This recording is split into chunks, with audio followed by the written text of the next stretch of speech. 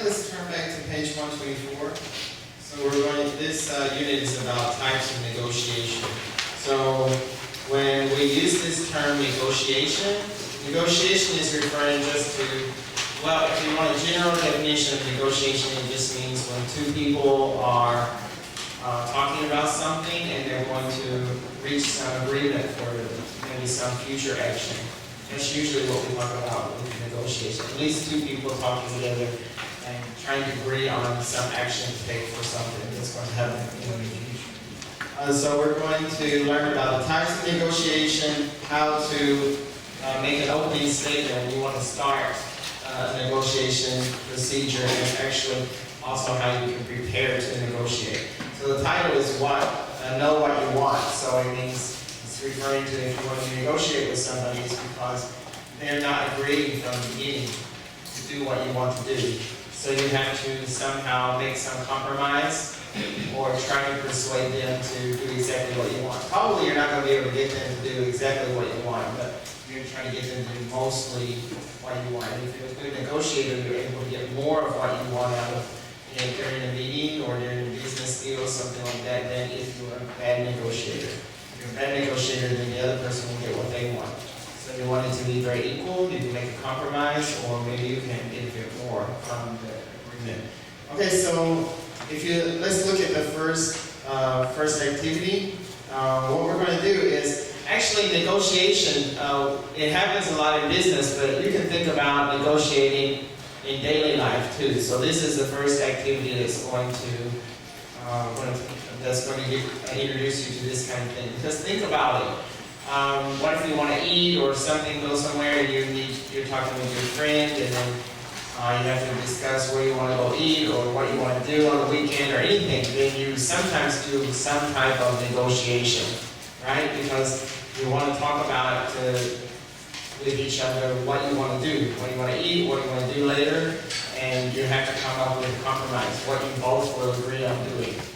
Next, speak in order to know what the other person wants. We can't read each other's minds, right? So even in daily life. So that's what the first activity is going to teach us, that even in daily life, between two friends, you also experience negotiation. So I'm going to play a recording for you. It's two friends, and what you need to do is to listen and see what is the first suggestion provided by the friend, what's the second, the counter suggestion, the opposite of what the first person, like some other suggestion that the other person gives, and then what do they finally agree to do?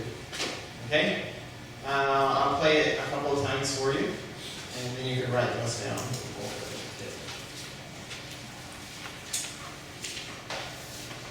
Module 5. Negotiations. Unit 13, Part 1, Exercise 1, page 124.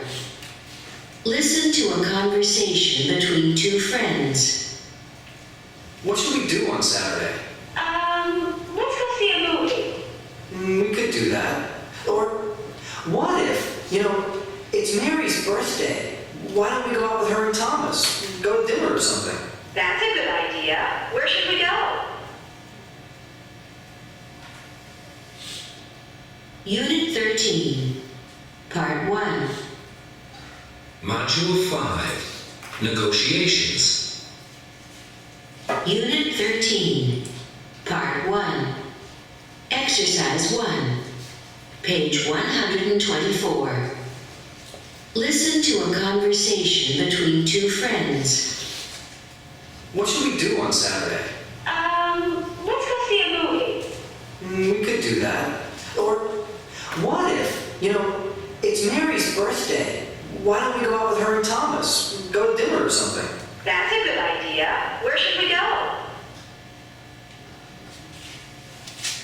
Okay, so what was the first suggestion? The movie, and what's the second suggestion? Go with Thomas. Yeah. Oh, well, not just Thomas. Maybe Yeah, to do what? Yeah, have dinner. And what was the final agreement? Huh?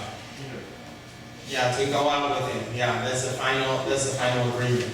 So if you look at the bottom where it has in number 2, This is usually what happens during the business negotiation. Can you see any difference between the conversation of the two people and a business negotiation, like the structure? Can you see any difference? Can you see any difference there?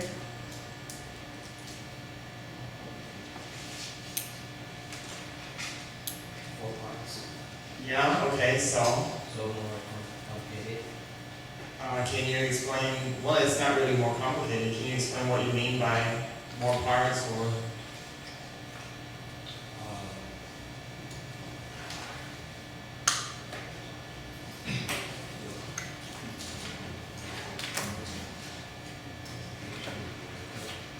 What's the difference between the two?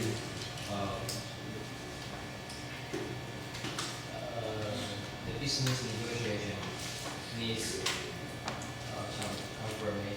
Right, there's a confirmation there. We want to just make sure, restate what the person said and make absolutely sure so that you both agree, because why it's a business situation, so to make it very, very clear.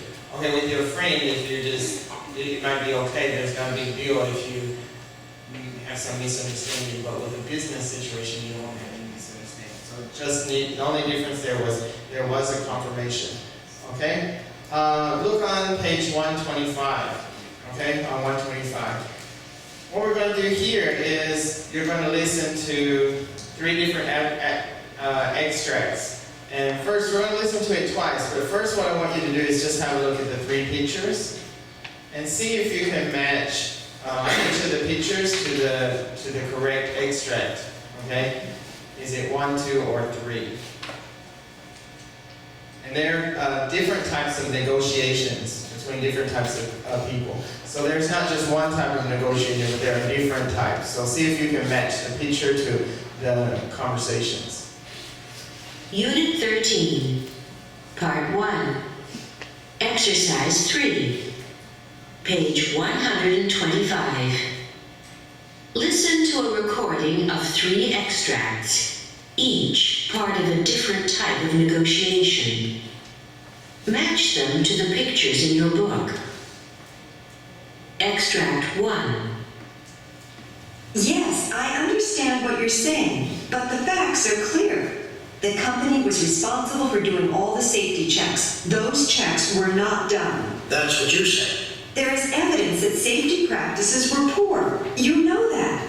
I advise you to make a settlement, Mr. Cooper. If not, I think it could be worse for the company. You don't want the press involved in this. It could be very easy. Extract 2. The price includes all the land and the buildings. Yes. What about the payment terms? With better terms, could you accept a lower price? No, I think terms are not the problem. The issue is price, Mr. Ford. We've had several offers that we're interested in. Extract 3. Yes, what looks good here is the practical qualities of the building and the use of natural materials, stone, glass, wood. It's very attractive. I thought you'd like it. But we'd like to discuss some other possibilities, though. There are different options. We need to get things right. Absolutely right. Yes, we need to talk about the time frame, too. I'm going to Philadelphia on the 7th. Okay, so how about A? Picture A. Which extract was picture A for? Right, extract 2. How about picture B? Yes, and picture C goes with extract 1. Okay, so each of these was a different type of negotiation that was taking place. We have those described for us in X, Y, and Z. It can be an agreement-based negotiation, independent advantage, or a win-lose negotiation. I want you to take a moment to read over the description of these 3 different types of negotiations.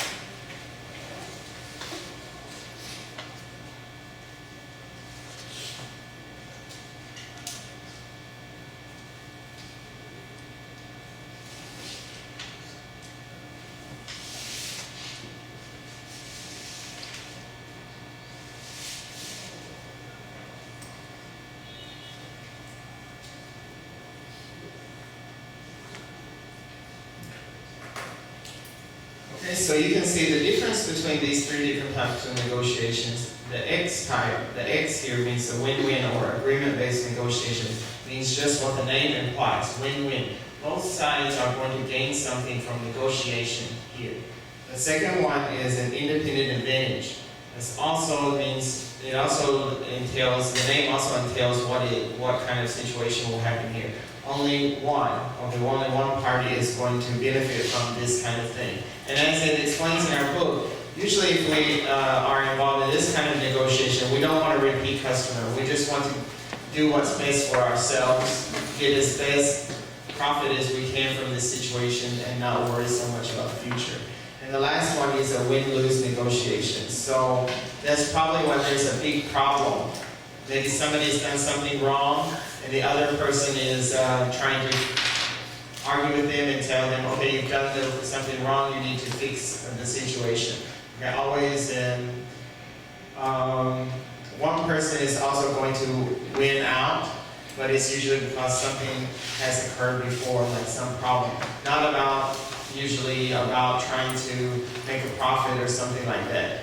Okay, so I'll play it one more time for you and see if you can match the three extracts to the type of negotiation that is taking place. Unit 13, Part 1, Exercise 3, page 125. Listen to a recording of 3 extracts, each part of a different type of negotiation. Match them to the pictures in your book. Extract 1. Yes, I understand what you're saying, but the facts are clear. The company was responsible for doing all the safety checks. Those checks were not done. That's what you said. There is evidence that safety practices were poor. You know that. I advise you to make a settlement, Mr. Cooper. If not, I think it could be worse for the company. You don't want the press involved in this. It could be very. Extract 2. The price includes all the land and the buildings. Yes. What about the payment terms? With better terms, could you accept a lower price? No, I think terms are not the problem. The issue is price, Mr. Ford. We've had several offers that we're interested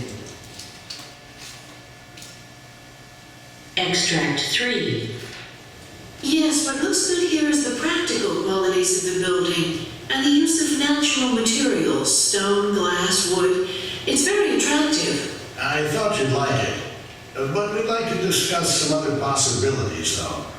There are different options. We need to get things right, absolutely right. Yes, we need to talk about the time frame too. I'm going to Philadelphia on the 17th. Alright, so recording 1 represents which type? No, it's not Y. Z, right, it's a win-lose situation, okay?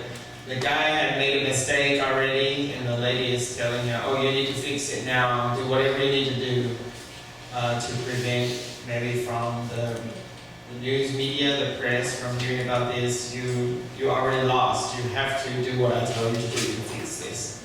Okay, and how about recording 2? Y, right, it's an independent advantage, okay? The guy just wants to get what he wants. He's kind of trying to control the meeting and doesn't care about the future situation.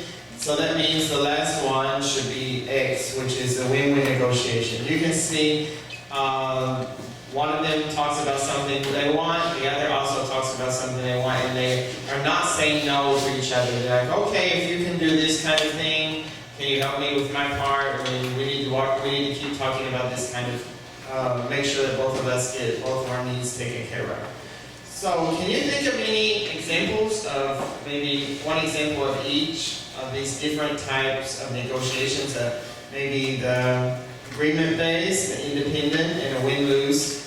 Can you think of any kinds of situations where you need to take part in that kind of negotiation? How about agreement-based?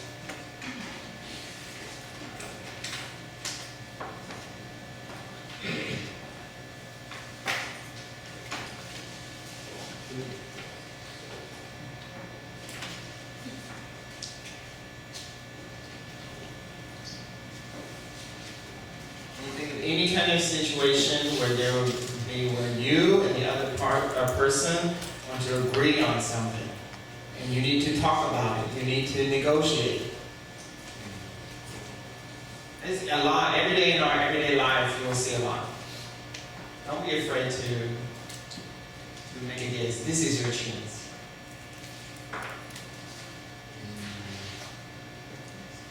Yes? Okay, so who would you negotiate the extra vacation with? Okay, boss. Yeah, so if there is something, maybe if in an employment situation, yeah, maybe you have a situation like you're getting hired. Let's say, probably you wouldn't want to wait until after you're already hired to do this. But let's say that you are getting hired for a job, and your boss says, with this job you can get 7 days vacation each year, paid vacation. Then you might talk to the boss and say, actually, usually I like to take my vacation outside of the country. If I can have 10 days vacation days every year, that would be much better for me. And then would it be possible you can give me 10 days? And maybe your boss will say, I think that's impossible for my company to give you, for us to be able to give you 10 days paid vacation. But if you agree to it, maybe I can give you 10 days vacation, but 7 days will be paid, and the other 3 days you won't be paid for that. You agree? And you will say, yes, I can agree to this kind of situation. Okay, 7 days paid vacation, 3 days I don't get paid, but I can still have 10 days paid vacation. And then your boss will say, okay, then we have an agreement. 10 days vacation, 7 of those will be paid. And yeah, it's a quite good one. It benefits you because you got your vacation days, but it also benefits your boss because he can get you to come to the company. Okay? He can get you to come to the company and work for him, so he also will feel happy about that. And also, he doesn't have to really pay you for those 3 days. Yeah. So it's a kind of win-win situation. Or maybe you can negotiate more and say, how about 8 days paid vacation? Maybe, I don't know. It depends on how good you are. Like if you really have a good quality that can help the company, maybe the boss will be willing. Yeah. How about an independent advantage?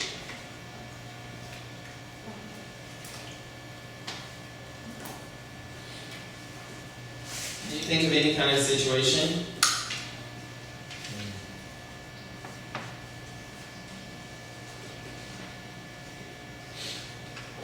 If we want to gain more money from the job,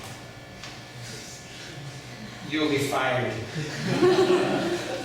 Remember that this is usually a one-time hit or miss situation. When you are trying to get probably more money from your boss, you think about when your job, you not want to keep that job for a long time. Probably. So I don't know about the money situation. The money situation is probably a win-win situation. If he really wants you, if he really wants you and you're really good enough, then you will have a negotiation about the money stuff. That will be from the beginning. Can you think about maybe selling anything or any other situation where buying something, selling?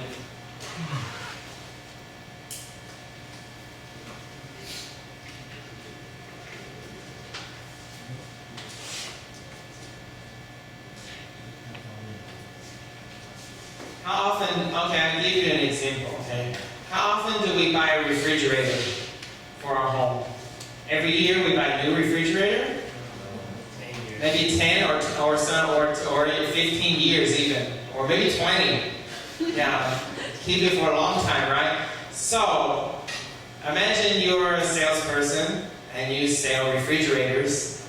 Maybe you sell other things too, but somebody's coming in for a refrigerator. Are you going to try to be very kind and negotiate back and forth in order to get the person to come back and buy another refrigerator? yes. No. You won't even have that job. You'll be retired by the time they want to buy another refrigerator.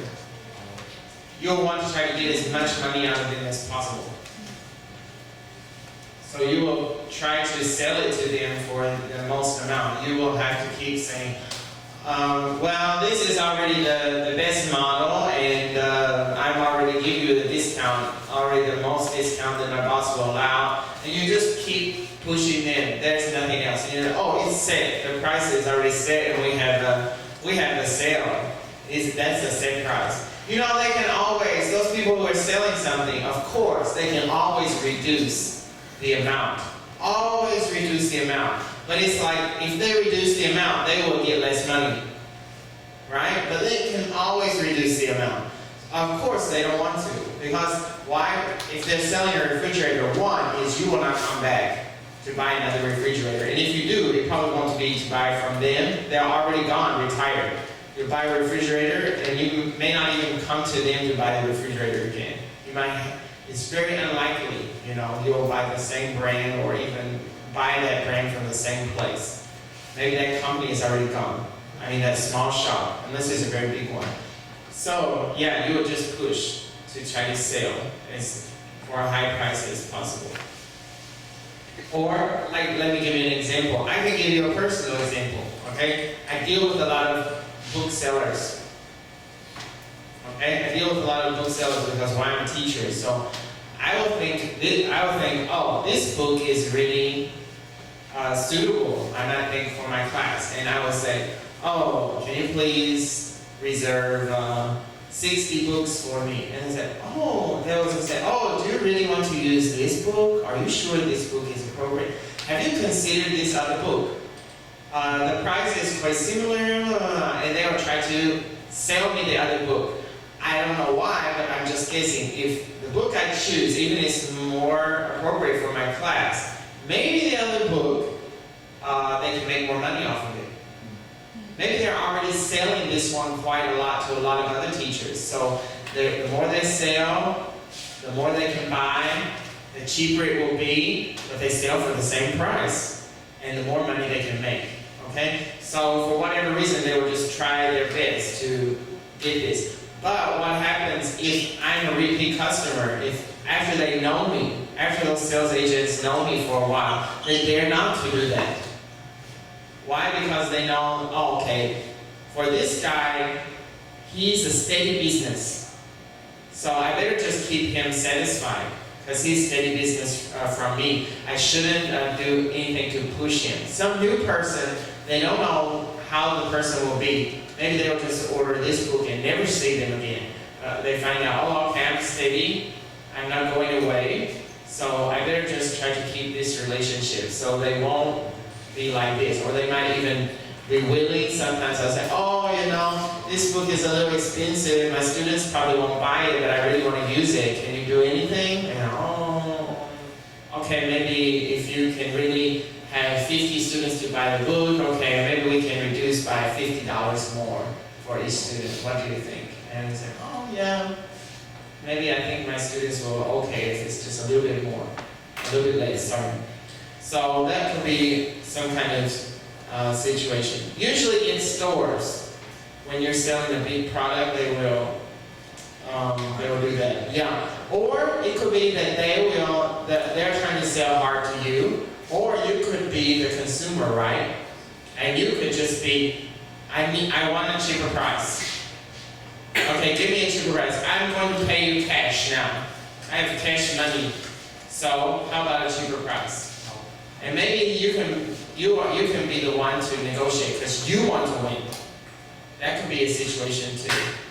And maybe they will try to, they're afraid, they're like, oh God, I didn't sell a refrigerator for almost 3 weeks, I'm going to be fired. So they might just, you know, suck it and lose some money in order to sell one to keep their job and do this kind of situation. Well, it can be both sides, right? How about a win-lose situation? Can you think about something where there will be some kind of win-lose situation? Basically, one person is going to win. That already, before they started talking, one person already knows who is the winner, and the other person already knows who is the loser in this situation. Can you think about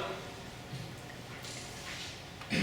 Yes, maybe I ask for my professor to maybe take this class. but you never came. And I say I will try my best, I will take, and I will start do my homework. And he still said, no, you need to take the place, and he earned the money, and I need to spend time to play the game. Yeah, it's not just for him to earn money, it's just, maybe because it's not about, for him, it's not really he get anything, but it just, you lose. Because maybe you didn't come to class or you didn't study. Yeah, you still need to come to class. Yeah, maybe you'll just try to say, oh, just pass me this semester. Next semester I will work very hard. I heard this many times. Oh, just give me 60. I promise next semester when I take your class, I will work very hard. Can you give me a chance? I just said, I give you a whole semester. What happened? It's too late now. Oh, too bad. You can try next semester. And yeah, or maybe have you ever, or a situation like you can think about in, if you want to relate it to business, you can think about warranty. Warranty, you know warranty? Warranty is your guarantee that something will work. Okay, like I buy this microphone, and when I got this microphone, they said, no matter what happens, no problem for the first year. Even if it's your fault, it breaks, we have to replace it. So all I can do is I can go into the shop and say, here's a microphone, it's broke, I want my new one. Your warranty says I can get a new one. What can they say? But, oh yeah, okay, here. Okay, this is a situation. They can't say anything. So like you can think about the warranty as one example. Or if you have insurance or something like that, or you need to get compensation, you need to get money back. If you have insurance, you bought insurance, what can they do? They can only give you what you deserve. Yeah. All right, let's move on. Let's look at the part 2 is preparing for negotiation. So this is going to tell you about some things you need to think about when you're going to prepare for negotiating with someone. Okay, so what you need to do is you're going to listen to the recording. And so it's this lady, Diana Ferry. She's going to talk about preparing for a negotiation. You need to mark the 7 points below in the order that she mentions them. So she's going to mention all of them, but she's going to put them in order for you. So the first one is already marked. Prepare your negotiating position.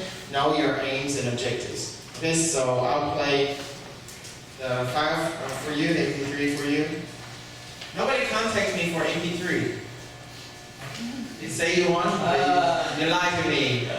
Oh. Yeah, so I will play MP3 for you and you put it in the correct order.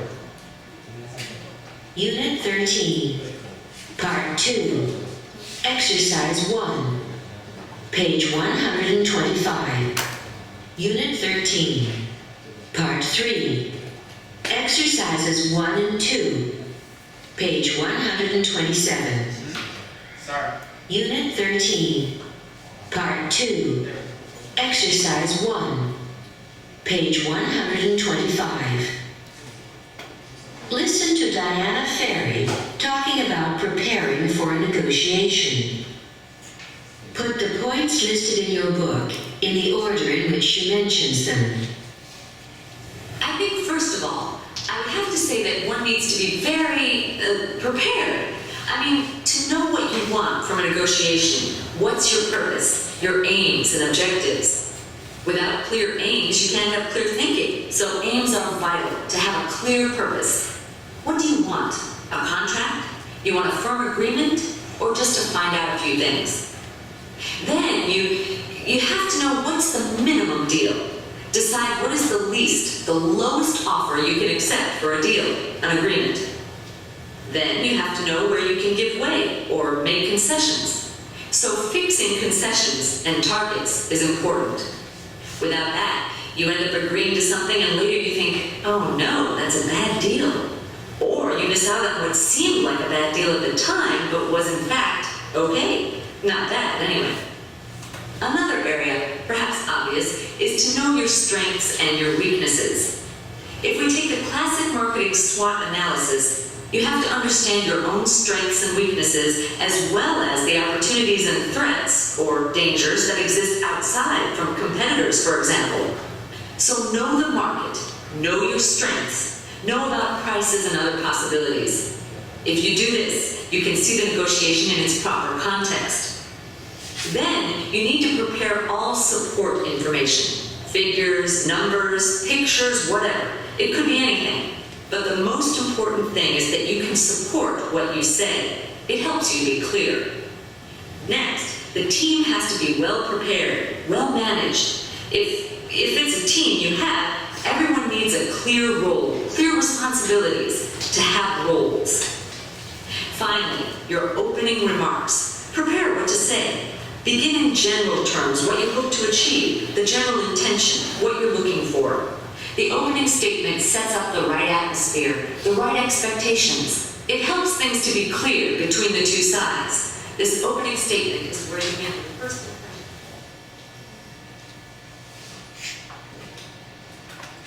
Okay, so the first one should be like what is already marked in our book. Prepare your negotiating position, know your aims and objectives. How about number 2?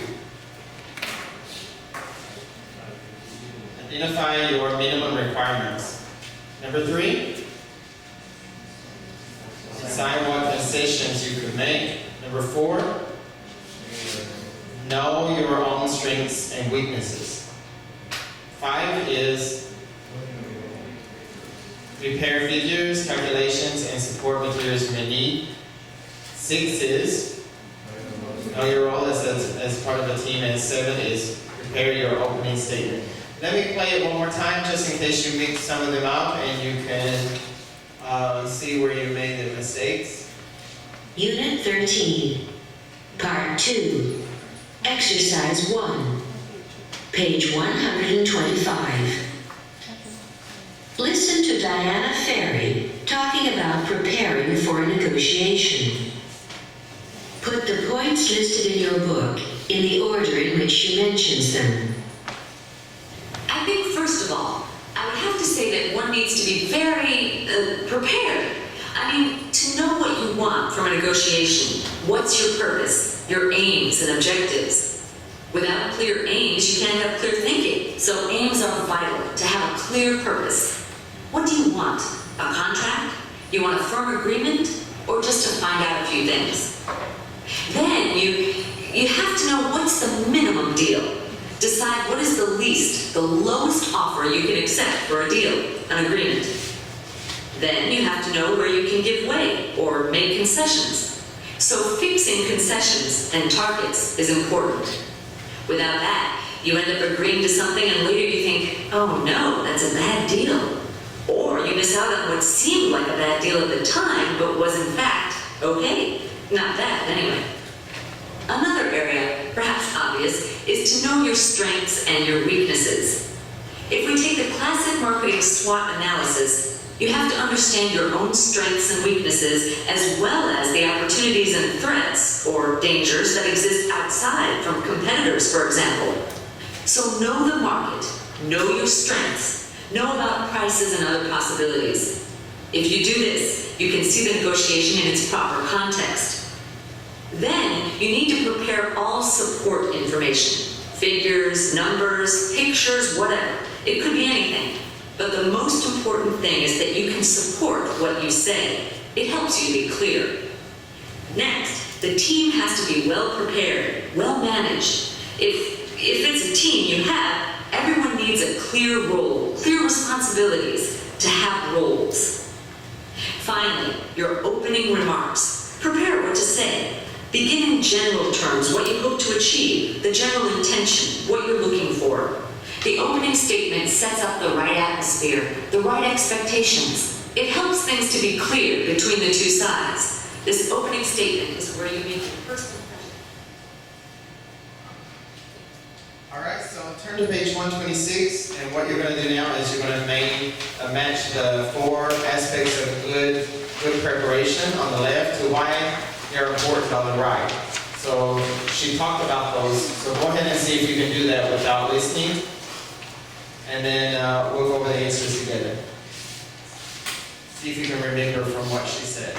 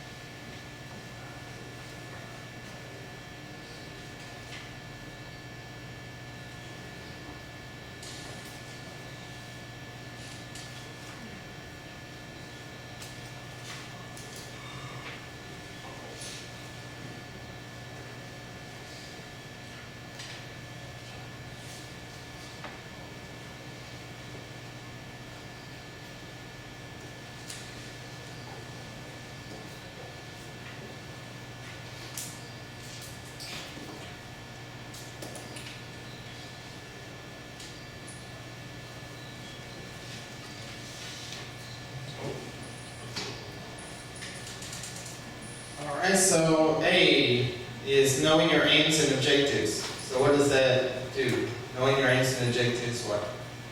Why is that important? It helps clear thinking and purpose. Okay, how about 2? Knowing your own strengths and weaknesses. Means you can support your argument. Helps you to know the market, the context in which you want to work. Preparing any figures, calculations, and other materials. What does that allow you to do? No, it means you can support your argument. And preparing opening statement. Create reasonable description. Yeah, I think we should listen one more time and see if you can get her points, okay? Listen one more time. She talks about the things we need to do and why they're important. Okay, so listen one more time, see if you can hear those. Unit 13, Part 2, Exercise 1, page 125. Listen to Diana Ferry talking about preparing for a negotiation. Put the points listed in your book in the order in which she mentions them. I think, first of all, I would have to say that one needs to be very prepared. I mean, to know what you want from a negotiation. What's your purpose, your aims and objectives? Without clear aims, you can't have clear thinking. So aims are vital to have a clear purpose. Did you hear her say thinking and purpose? Okay, good. What do you want? A contract? You want a firm agreement? Or just to find out a few things? Then you have to know what's the minimum deal. Decide what is the least, the lowest offer you can accept for a deal, an agreement. Then you have to know where you can give way or make concessions. So fixing concessions and targets is important. Without that, you end up agreeing to something and later you think, oh no, that's a bad deal.